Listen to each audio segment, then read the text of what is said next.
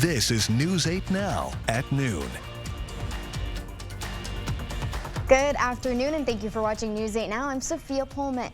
Nashville is planning a vigil tonight to mourn the victims of Monday's deadly mass shooting. We are learning more about the 3 adults and 3 children who were killed. Kristen Benavides has the latest from Nashville. Members of the grief-stricken community paid their respects at the growing memorial to the victims of the Nashville school shooting Wednesday morning. At a church in Washington, Missouri Tuesday night, where the grandparents of Evelyn Dykhouse are parishioners, a special mass was held for the 9-year-old victim. Evelyn was a shining light, and she will be greatly missed by all. Evelyn was one of 3 9-year-old students killed in Monday's rampage, along with 3 staffers, including custodian Mike Hill. Everybody loved Mike. Mike knew the kids in the school, knew their names, and took a very personal interest in them. Tennessee Governor Bill Lee revealed 2 other victims. Head of the Covenant School, Catherine Coons, and teacher Cynthia Peak were close to him and his wife. Cindy was supposed to come over to have dinner with Maria last night after she filled in as a substitute teacher yesterday at Covenant. The city of Nashville is planning a vigil tonight for the victims as the investigation into the shooting continues. Nashville's police chief says the shooter had legally purchased 7 guns. 3 of them were used in Monday's attack. Police also say the shooter was under doctor's care for an emotional disorder. Averiana Patton knew the shooter from middle school. She says she received a message warning something bad was about to happen. I screenshotted to my dad and I was like, do I need to say something? He texts back, yes. She alerted law enforcement, but it was too late. Christian Benavides, CBS News, Nashville.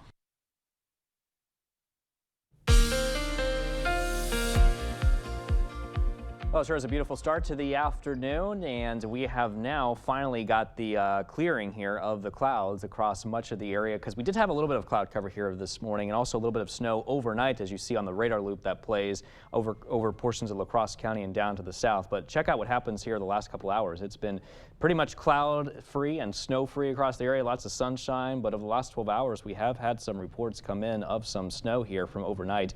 Wilson down there in Winona County saw about a ½ inch. Meanwhile, towards the east in Monroe County, Tunnel City, you picked up about a ½ inch there as well. Now, other than that, it's just very chilly outside currently. We're seeing wind chill factors into the teens and lower 20-degree readings here currently. But remember, this is what it feels like. Our current temperatures, actual air temperatures that is, are mainly into those mid to upper 20s. It's pretty cool though in La Crosse, or Eau Claire, I should say, right now at 22. La Crosse is currently at 28 degrees. So here's what you can expect throughout the rest of the day. Lots of sunshine. Temperatures warming up into the low 30s by 3 o'clock, 36 degrees, and still sunny by 5 p.m.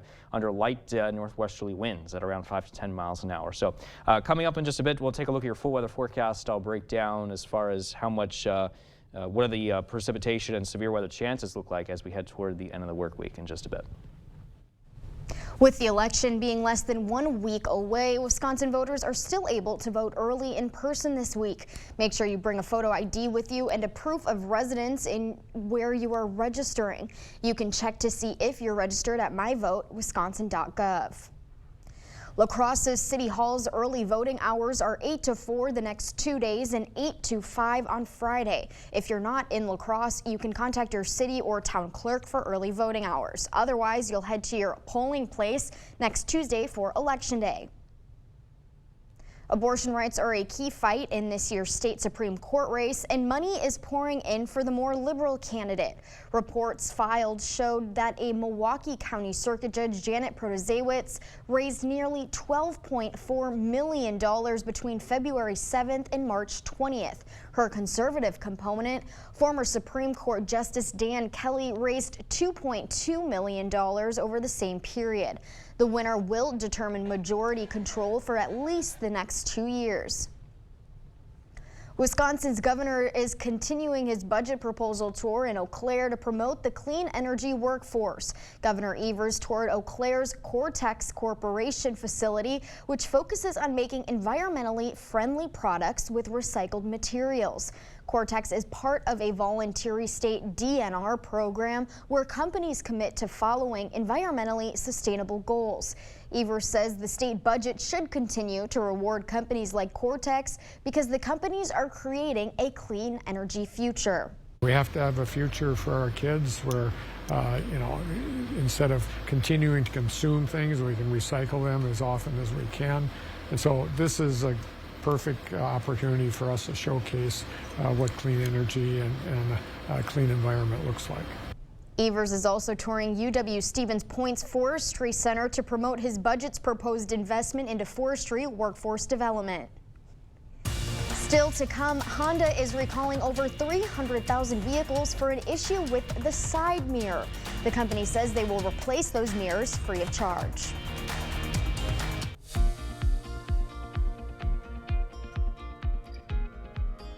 U.S. stocks stumbled Tuesday. The Dow dropped 37 points, the Nasdaq fell 52 points, and the S&P 500 sank 6 points. CBS News' Chanel Call has the latest business news headlines from New York.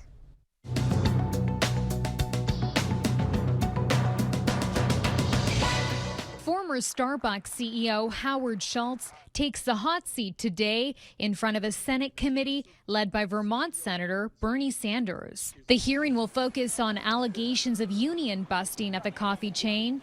Nearly 300 Starbucks stores have voted to unionize since late 2021. Earlier this month, a judge ruled that Starbucks had violated labor laws during the unionization efforts of a Buffalo, New York store. According to prepared remarks, Schultz is expected to tell lawmakers that unnamed pro-union individuals have thwarted attempts to bargain with unionized stores. Honda is recalling more than 330,000 vehicles because the side view mirrors could fall out and increase the risk of a crash.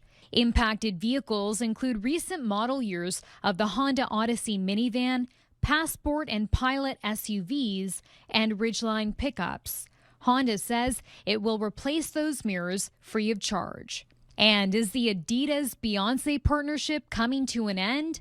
Citing people familiar with the matter, The Hollywood Reporter first reported that the two sides have mutually decided to part ways due to creative differences. It adds Beyonce will retain the rights to Ivy Park, the name of the clothing line collaboration. The Wall Street Journal reports sales last year fell way behind what Adidas had projected and that the partnership was set to end this year anyway. That's your CBS News Money Watch report. For more, log on to cbsmoneywatch.com. At the CBS Broadcast Center, I'm Chanel Call.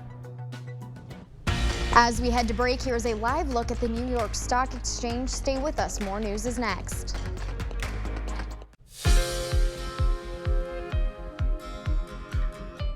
Wisconsin's healthcare workforce is falling behind. That's according to a report from the Wisconsin Hospital Association. News 8 Now's Emily Hagen explains what healthcare is up against.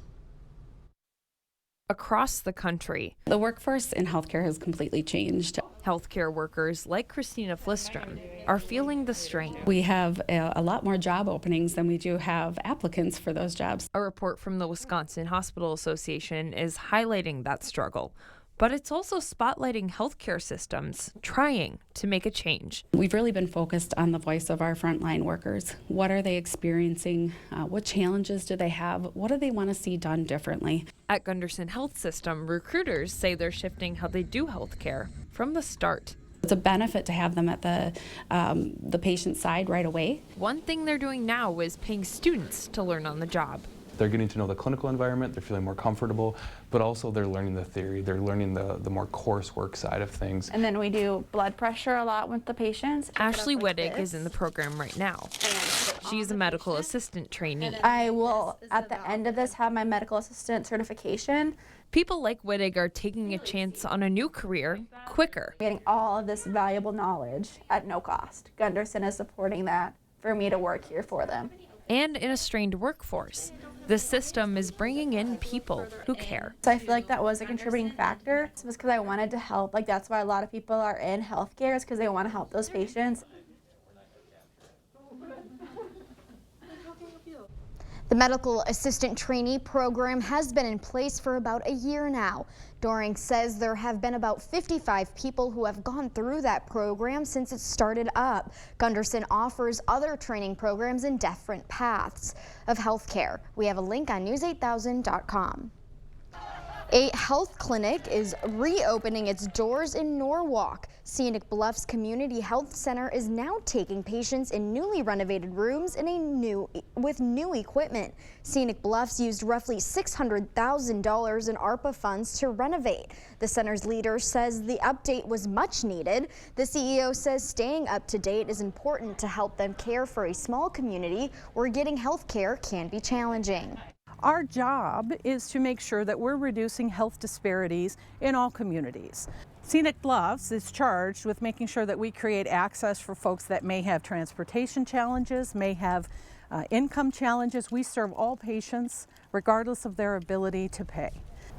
Scenic Bluffs will be able to help reduce the gap with a new food pantry. They're partnering up with Cooley Cap to open that pantry in the coming months. Here is a look at CityCam 8. Derek is in next with our forecast.